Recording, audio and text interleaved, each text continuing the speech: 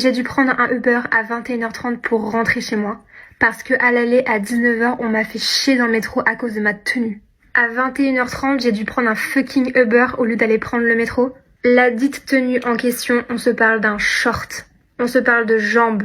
C'est quoi votre problème ? Vous êtes des baisers de la caisse. Je me suis fait insulter de PUTE. On m'a dit de rentrer chez moi pour mettre une tenue décente. Je pense qu'il n'y a pas besoin que je vous précise le genre de ces personnes. Personnes qui, soi-disant passant, étaient elles-mêmes en short. Quand est-ce que vous allez nous laisser tranquilles ?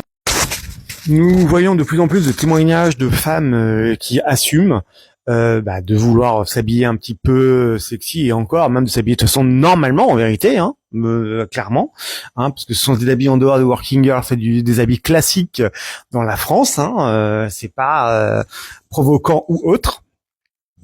Et en plus, ça arrive à des filles qui sont magnifiques, bien évidemment. Donc, bien sûr, parce que c'est aussi celles qui peuvent se le permettre, même si ça déplaira à certaines féministes. Derrière, on a une Sophie Turner qui affiche des abdos de fou pour son film. Ça plaira pas aux féministes là encore, parce que effectivement, elle s'exhibe. Et là, on est sur quoi ? Effectivement, on a des femmes magnifiques qui se font ennuyer dans le métro par toujours la même personne. Personne qui intervient, personne qui réagit. Alors après, je sais que la dernière fois que quelqu'un agit comme ça, il s'est fait planter. Il est mort et la femme n'a même pas daigné le remercier, aller voir ses parents. Bon, ça peut malheureusement être là et arriver aussi. Mais à un moment donné, oui, il va bien falloir comprendre que là, les femmes sont encore libres de s'habiller comme elles le souhaitent. Donc après, féminisme, pas féminisme, masculinité toxique ou pas, ne confondons pas tout. Ces boulets qui vous traitent de PUTE ou autres, ou qui vous disent rentre chez toi, va te rhabiller ou que sais-je encore, c'est pas la plupart des mecs. Et quand on ne dit rien de tel, on va dire que les autres sont des charros. Non, les hommes normaux ne sont ni des charros, ni des chiens, ni des pervers. Cette population qui agresse ces jeunes femmes, qui les empêche de vivre normalement, on sait très bien de qui ça vient, et on le sait très bien.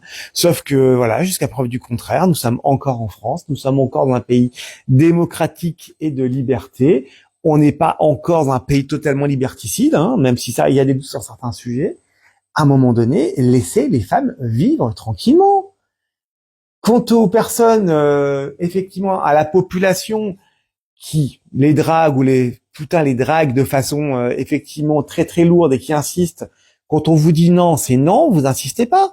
Même des beaux gosses classiques qui draguent avec classe se font traiter d'harceleurs. Donc effectivement, d'autant plus les charros qui effectivement font du on sait très bien, voilà, t'es mignonne, wesh, machin, fait son snap ou que sais-je encore. Effectivement, il n'y a pas à l'énoncer, c'est une réalité. Donc, laissez les femmes vivre. Et effectivement, si cela ne vous convient pas, allez dans un pays où vos règles sont appliquées. Point barre.